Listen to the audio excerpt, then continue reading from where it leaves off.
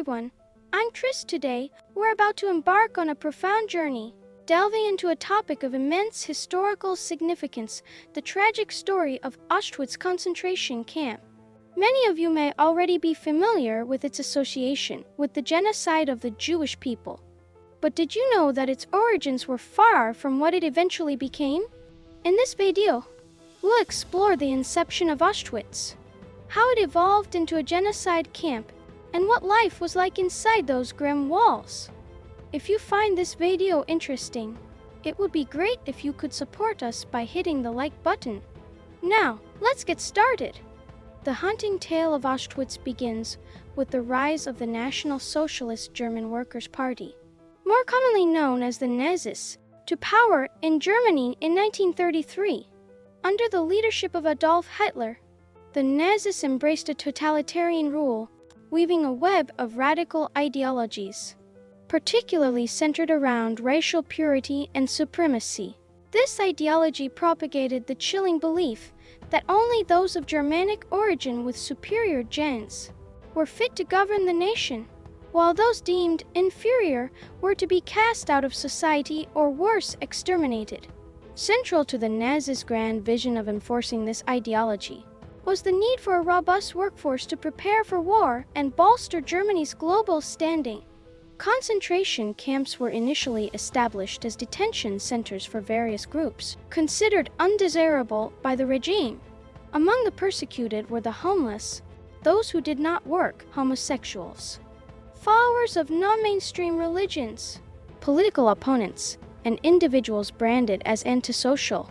The camps, initially meant for punishment and intimidation, soon evolved into harbingers of terror, where the incarcerated faced forced labor, abuse, and unspeakable living conditions.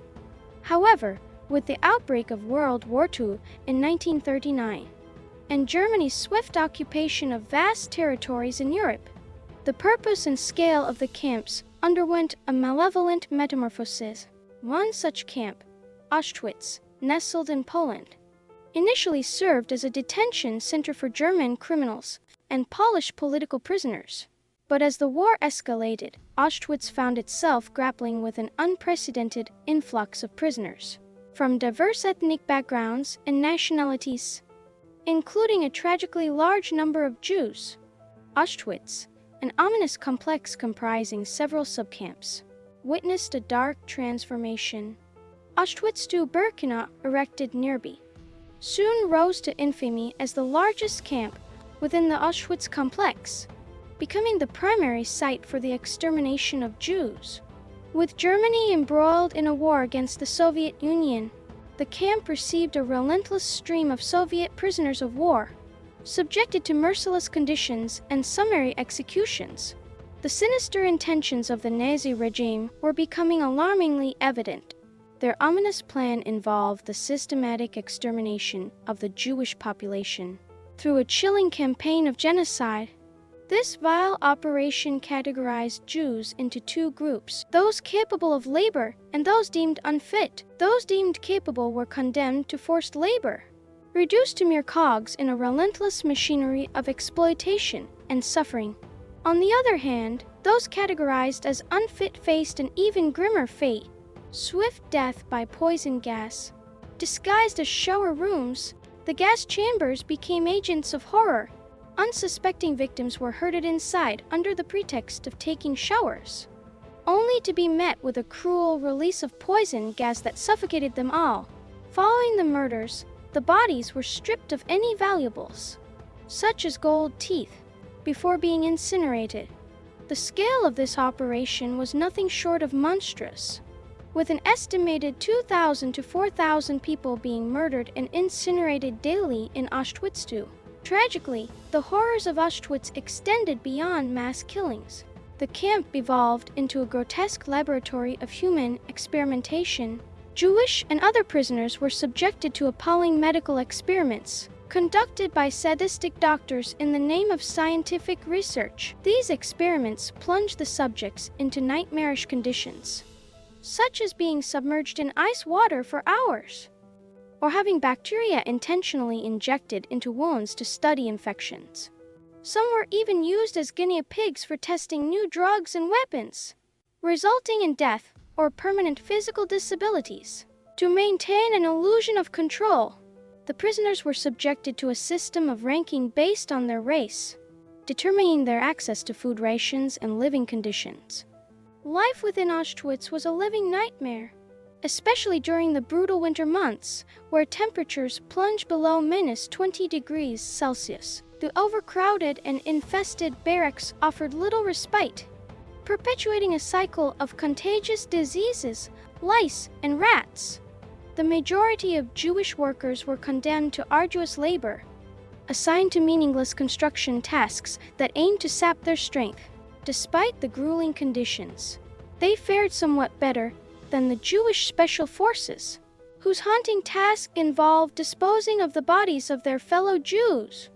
These forced laborers were tasked with removing hair and gold teeth from the deceased, preparing them for incineration. To keep their sinister agenda hidden, the Nazi regime executed members of the Special Forces at periodic intervals.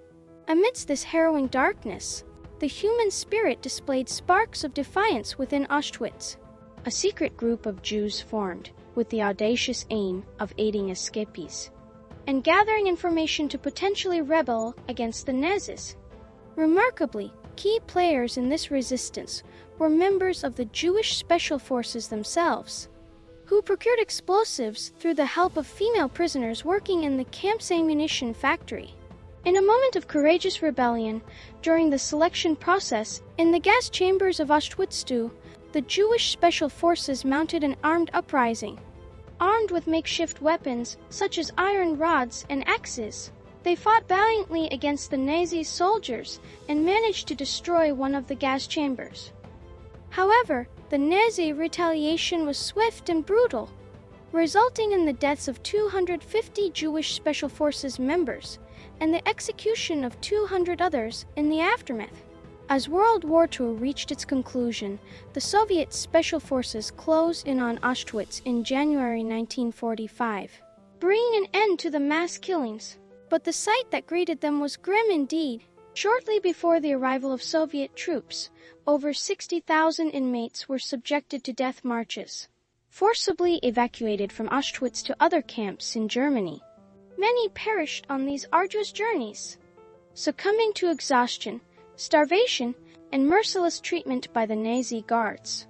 Despite the liberation of Auschwitz, the full magnitude of the horrors perpetrated within those walls would only become apparent in the aftermath of World War II. The total number of victims, encompassing those killed by gassing, torture, malnutrition, and disease, is estimated to be approximately 1.1 million. Auschwitz stands as an enduring testament to the darkest depths of human cruelty, a grim reminder of the critical importance of preserving humanity, empathy, and compassion. As we reflect upon this haunting chapter in history, it serves as a stark warning that such atrocities must never be repeated.